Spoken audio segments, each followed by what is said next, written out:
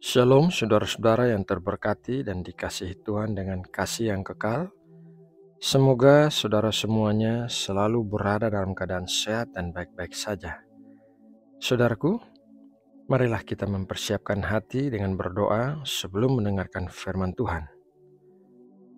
Bapa, malam ini kami kembali datang kepadamu dengan kerendahan hati dan ucapan syukur atas hari yang telah berlalu dengan baik. Terima kasih buat segala kebaikan-Mu yang kami rasakan di sepanjang hari ini. Ya Bapa, kami mau memulai saat teduh malam ini dengan berdoa bagi saudara-saudara kami yang sedang sakit dan mengalami masalah.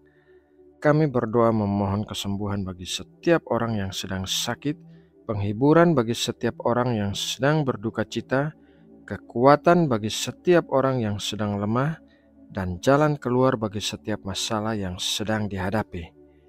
Terima kasih Bapa. Kami percaya kasih dan kuasa-Mu akan membuat-Mu memberikan hal-hal yang terbaik bagi kami. Sekarang kami mau duduk diam tenang di bawah kaki-Mu. Kami mau mendengarkan pengajaran firman-Mu. Berkatilah kami dengan hati yang lembut dan mudah mengerti akan apa yang kami dengarkan. Berikanlah kami hikmat atas pengetahuan yang kami terima malam ini. Terima kasih Bapa. Dalam nama Tuhan Yesus Kristus, kami berdoa dan mengucap syukur. Amin. Saudara yang terkasih di dalam Kristus, terdapat lebih dari 30.000 ayat yang ada di dalam Alkitab. Dan apabila kita sembarangan mengambil ayat-ayat tersebut untuk menggunakannya bagi kita, maka kita bisa masuk dalam bahaya iman yang berlebihan. Salah satu contoh iman yang berlebihan adalah di Amerika pernah terjadi beberapa orang gadis yang mengimani bahwa apabila Petrus bisa berjalan di atas air, maka mereka pun bisa berjalan di atas air, karena hal itu terdapat di dalam Alkitab. Namun, apa yang terjadi adalah mereka tenggelam dan menjadi bahan tertawaan di tengah komunitas mereka. Saudara yang terkasih, agar kita tidak terjatuh ke dalam bahaya iman yang berlebihan, maka kita harus bisa membedakan ayat-ayat Alkitab manakah yang merupakan logos dan ayat-ayat manakah yang merupakan rema. Logos dan rema adalah dua kata dalam bahasa Yunani yang diartikan sebagai firman Allah. Namun perbedaannya adalah logos merupakan firman Allah yang tertulis dan rema merupakan firman Allah yang dihidupkan.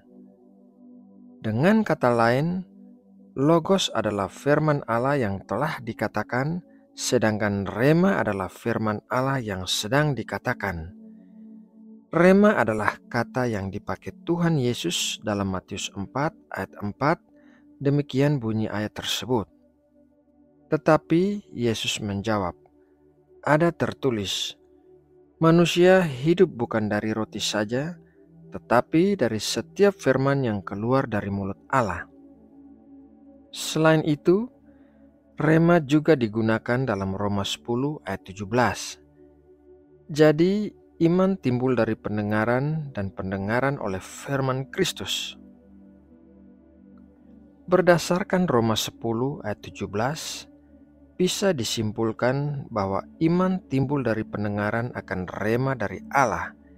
Iman tidak datang dari menuntut suatu logos atau firman yang tertulis, melainkan dari rema yang diberikan oleh Allah berdasarkan logos atau karunia-karunia roh yang lain. Namun demikian, rema tidak pernah berlawanan dengan logos. Jadi, apabila kita menerapkan iman yang berlebihan, yaitu dengan sembarangan mencomot ayat-ayat Alkitab yang memperkatakannya bagi diri kita sendiri tanpa Allah menghidupkan ayat itu bagi kita, maka hal itu akan sia-sia karena kita hanya menggunakan logos tanpa rema. Janji-janji dari ayat Alkitab hanya bisa menjadi milik kita kalau Allah memberikannya bagi kita sebagai rema. Saudara yang terkasih di dalam Tuhan Yesus, melalui renungan malam ini, Semoga kita semua bisa bersikap bijaksana dalam menggunakan ayat-ayat Alkitab untuk diri kita sendiri.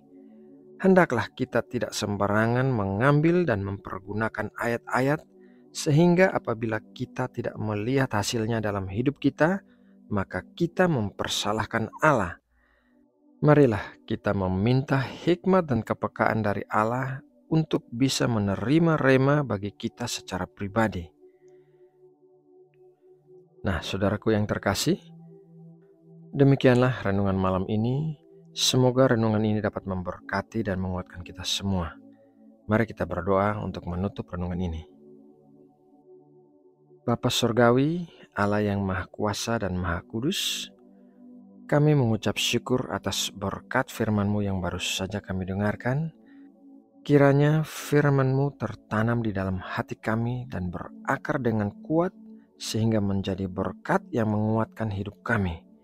Berikanlah kami hikmat-Mu dan kepekaan untuk bisa menerima rema yang Engkau berikan. Ajarilah kami untuk selalu bertindak bijaksana di sepanjang hidup kami. Terima kasih ya Bapa. Saat kami beristirahat malam ini, berikanlah kami tidur yang tenang, dilingkupi dengan damai sejahtera-Mu di dalam hati dan pikiran kami. Berkatilah kami dengan kesehatan tubuh dan kekuatan yang baru, agar kami bisa memakai hidup kami untuk memuliakan nama-Mu. Lindungilah kami di sepanjang malam saat kami tidur, dan jauhkanlah kami dari pencobaan-pencobaan. Terima kasih Bapa buat anugerah dan perlindungan-Mu yang sempurna bagi kami.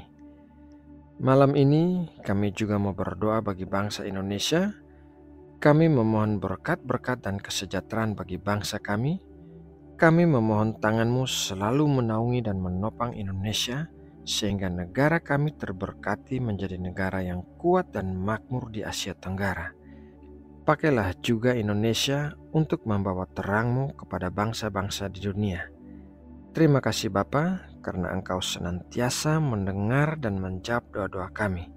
Dalam nama Tuhan Yesus Kristus, kami berdoa dan mengucap syukur. Amin.